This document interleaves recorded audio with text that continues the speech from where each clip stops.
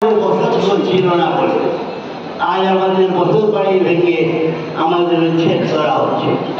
বন্ধুগণ, আপনারা দেখেছেন মেয়র সাহেব গত 4 জুলাই 2024 চ্যানেল 71 একটি সাক্ষাৎকারে বলেছেন মেরুঞ্জেলা মাদক ব্যবসা হয়, আমাদের ছেলেরা কিশোর গ্যাং এর সদস্য, আমাদের একদল ভূমিদস্যুর কবলে সিটি কর্পোরেশনের কর্মচারীরা জিম্মি হয়ে আছে। অদ্ভুত আপনার রূপ, অদ্ভুত আপনার মুখের ভাষা। পরিবেশকে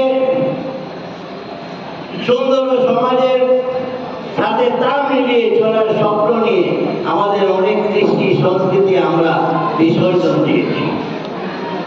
আমাদের কাছে ভাষা নাই মেয়রের এই বক্তব্যের ঘৃণা এবং নিন্দা জানানো।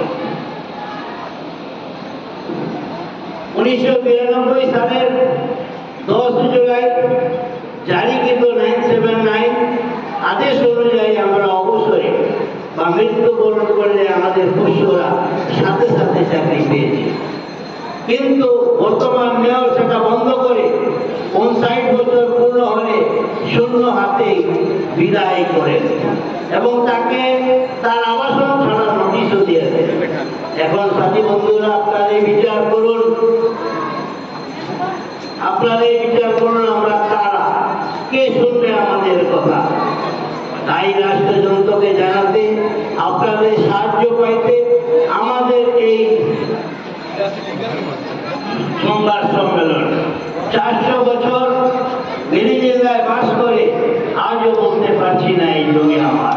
ঘৃণা লাগে মেয়র সাহেব, আমাদের বৈধতা, আমাদের অবৈধ ভূমিদস্যু কিশোরকে মাদক ব্যবসায়ী একটা দিয়ে মার্কেট নির্মাণের পরিকল্পনায় কে বৈধতা দিতে চাচ্ছে। তবে মাফ করবে না আমাদের প্রজন্ম, যাদের নিষ্পাপ চরিত্রে আপনি এই কালিমা লিপ্ত করেছেন। তারা এমনই বৈষম্যের শিকার, ভবিষ্যৎ তাদের আরো প্রিয় দিবে। প্রিয় যোদ্ধাগণ, আপনাদের মাধ্যমে আমরা সরকার প্রধানকে জানাতে চাই, অনতি বিলম্বে উচ্ছেদ বন্ধ করার নির্দেশ দিন। মেরুঞ্জেলার জমি যেখানে বসবাস হরিজনদের নামে বরাদ্দ দেওয়া হোক। সারা দেশে হরিজন দলিতদের বসবাসরত ভূমি তাদের নামে দেওয়া হোক। ধন্যবাদ। মেরুঞ্জেলা হরিজন কলোনি ভূমি রক্ষা কমিটি ও হরিজন দলিত ভূমি রক্ষা জোট সকলকে ধন্যবাদ।